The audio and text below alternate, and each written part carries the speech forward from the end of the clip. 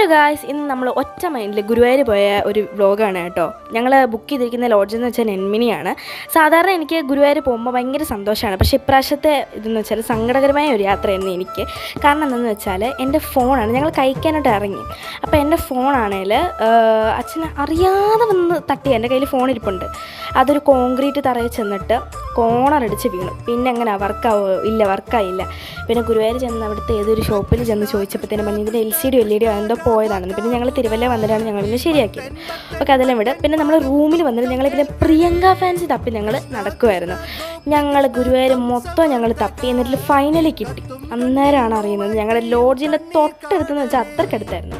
പിന്നെ ഞാൻ പറയട്ടെ ഗൈസ്, ഗുരുവായൂർ വന്ന മസ്റ്റ് വിസിറ്റാണ് ഈ പ്രിയങ്ക ഫാൻസി. നിങ്ങൾ ടൈം എടുത്ത് ഒരു അത്രയ്ക്ക് കളക്ഷൻസ് ഉണ്ട് കേട്ടോ ഇതിൽ. പിന്നെ ഞങ്ങൾ വെളുപ്പിനെ ഒരു 5 മണിയൊക്കെ ആയപ്പോഴത്തേനും ഞങ്ങൾ മൂന്നുപേരും കൂടെ അമ്പലത്തിൽ കയറി. അങ്ങനെ പ്രത്യേകിച്ച് വീഡിയോ ആയിട്ടൊന്നും എടുത്തിട്ടില്ല, എൻ്റെ ഫോണില്ലാത്തതുകൊണ്ട്. അപ്പോൾ ഇന്നത്തെ വീഡിയോ ഇത്രയുള്ളൂ. അപ്പോൾ ബൈ.